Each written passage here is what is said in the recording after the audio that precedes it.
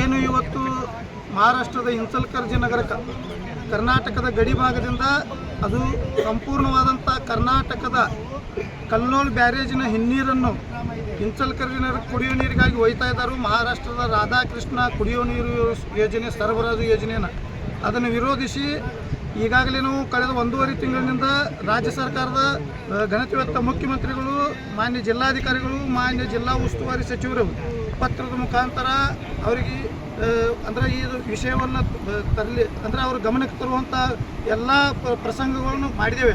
ಆದರೆ ಇದುವರೆಗೆ ನಮ್ಮ ರಾಜ್ಯ ಸರ್ಕಾರ ಆಗಲಿ ಅಥವಾ ನಮ್ಮ ಜಿಲ್ಲಾಡಳಿತ ನಮಗೆ ಯಾವುದೇ ರೀತಿಯ ಸ್ಪಷ್ಟವಾದಂಥ ಸಂದೇಶವನ್ನು ಕೊಟ್ಟಿಲ್ಲ. ಹಾಗಾಗಿ ನಾವು ಪಕ್ಕದ ಮಹಾರಾಷ್ಟ್ರದ ಗಡಿ ಗ್ರಾಮಗಳು ಹಾಗೂ ಕರ್ನಾಟಕದ ಗಡಿ ಗ್ರಾಮಗಳು ಕೂಡ್ಕೊಂಡು ಅಲ್ಲಿ ಮಹಾರಾಷ್ಟ್ರದವ್ರು ಹೋರಾಟ ಮಾಡ್ತಾರೋ, ಇಲ್ಲಿ ಕರ್ನಾಟಕದವ್ರು ಹೋರಾಟ ಮಾಡ್ತೀವಿ. ಯಾಕಂತಂದ್ರೆ 2 ವರ್ಷಗಳ ಹಿಂದೆ ಪೂರ್ತಿಯಾಗಿ ಸುಳ್ಕೂಡ್ ಅನ್ನುವಂಥ ಬ್ಯಾರೇಜ್ ಮಹಾರಾಷ್ಟ್ರದಲ್ಲಿ ಇತ್ತು. ಮಹಾರಾಷ್ಟ್ರದವ್ರ ನೀರು ಕೊಡಲಿಲ್ಲ, ಅಲ್ಲಿ ವಿರೋಧ ಮಾಡಿದರು. ಸುಮಾರು 200 ಕೋಟಿ ರೂಪಾಯಿ ಲಾಸ್ ಮಾಡ್ಕೊಂಡು ಆ ಯೋಜನೆಯನ್ನು ಕೈ ಬಿಟ್ಟರು.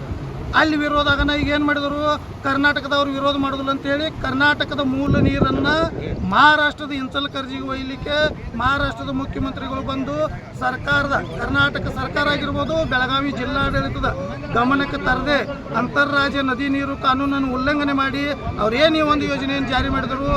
ಆ ಯೋಜನೆ ರದ್ದಾಗುವವರೆಗೂ ಯಾವ ರೀತಿ ಮಹಾರಾಷ್ಟ್ರದಲ್ಲಿ ಗಡಿ ಗ್ರಾಮಗಳು ಹೋರಾಟಗಾರರು ಏನು ಆಗಸ್ಟ್ 9ರಿಂದ ಉಪವಾಸ ಸತ್ಯಾಗ್ರಹ ಮಾಡ್ತಾ ಇದ್ದರು, ಅದೇ ರೀತಿ ಆಗಸ್ಟ್ 9ರ ಒಳಗಡೆ ಮಹಾರಾಷ್ಟ್ರ ಸರ್ಕಾರ ಈ ಯೋಜನೆಯನ್ನು ಕೈ ಬಿಡಬೇಕು, ಕರ್ನಾಟಕ ಸರ್ಕಾರ ಇದನ್ನು ರದ್ದುಪಡಿಸಬೇಕು. ಇವೆರಡೂ ಆಗಲಿಲ್ಲ ಅಂತಂದ್ರೆ ನಾವು ಆಗಸ್ಟ್ 9ರಿಂದ ಇದೇ ಕಲ್ಲೋಳ್ ಬ್ಯಾರೇಜ್ ಮ್ಯಾಗ ನಾವು ಪೆಂಡಲ್ ಹಾಕಿ ಉಪವಾಸ ಸತ್ಯಾಗ್ರಹ ಪ್ರಾರಂಭ ಮಾಡ್ತೀವಿ.